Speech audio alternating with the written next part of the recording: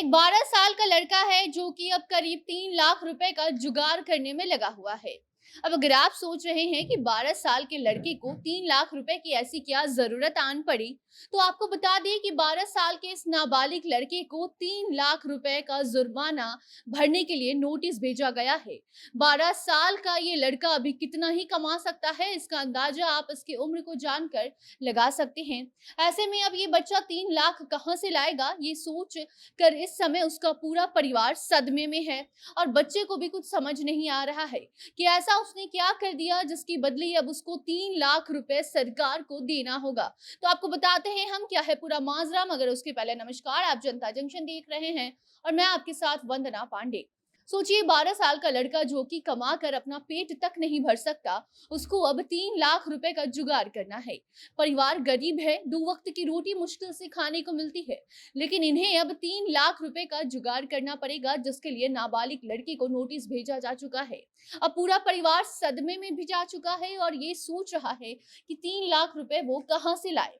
मध्य प्रदेश का रहने वाला 12 साल का लड़का को अब 2.9 लाख रुपए का मुआवजा देने के लिए नोटिस भेज दिया गया है।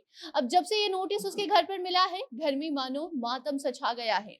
मां सदमे में जा चुकी है और अब उस बेचारी मां को ये डर सता रहा है कि कहीं पुलिस उसके बेटे को गिरफ्तार करके जेल में बंद ना कर दे, क्योंकि 3 लाख रुपए देना मामूली बात नहीं है।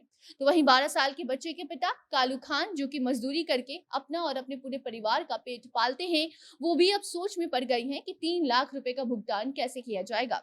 दरअसल मामला मध्य प्रदेश का है, जहां रामनवमी के दौरान खरगोन में हुई हिंसा के वक्त जो भी नुकसान हुआ है उसको लेकर अब मध्य प्रदेश की सरकार सख्त हो चुकी है और हिंसा में जिसका भी नाम सामने आ रहा है, जो भी उस हिंसा में शामिल था, जिसने तोड़फोड़ किया और मध्य प्रदेश की सार्वजनिक संपत्ति का नुकसान किया है, उसकी रोकथाम और वसूली अधिनियम कानून के तहत अब 2.9 लाख रुपए हर्जाना भरने का नोटिस 12 साल के बच्चे को भेजा जा चुका है।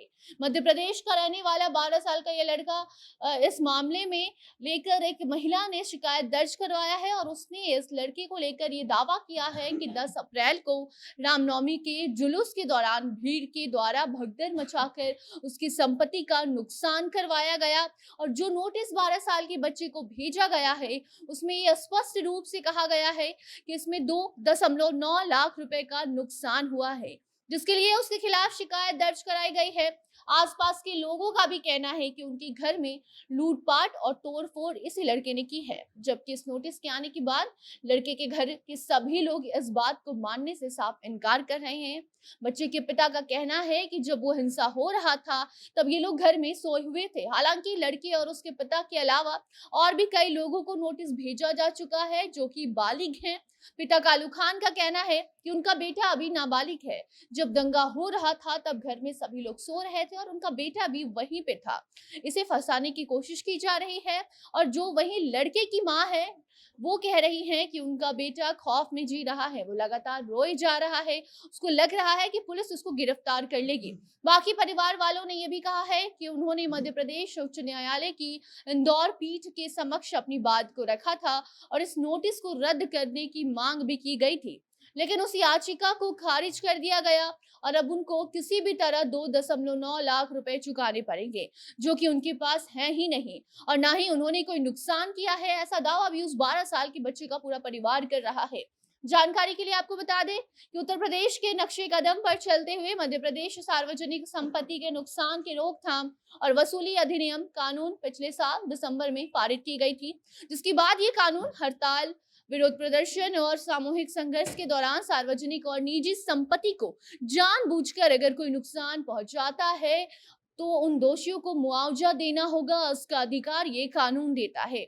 बाकी भोपाल में रामनवमी के बाद ट्रिब्यूनल को 343 शिकायतें मिली हैं, जिसमें से अभी तक का सिर्फ 34 मामले को ही स्वीकार करके उसका निपटारा कर दिया गया है और 50 लोगों से लगभग 7.46 लाख रुपए की वसूली की जा चुकी है।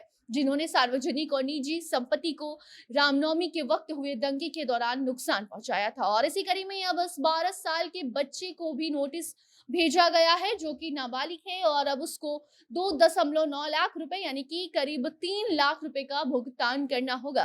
अब अगर उसने ऐसा नहीं किया तो उस पर कानूनी कार्रवाई की जाएगी। ऐसा भी हो सकता है कि उसे गिरफ्तार कर लिया जाए। अब इस पूरे मामले को लेकर जो भी नई अपडेट आती है तो आप तक हम जरूर पहुंचाएंगे। तब तक आप अपनी राय इस पूरे मामले को लेकर कमेंट बॉक्स में बता सकते हैं। वीडियो को भी साझा कीजिए और बाकी अन्य खबरों के लिए देखते रहिए जनता जंक्शन।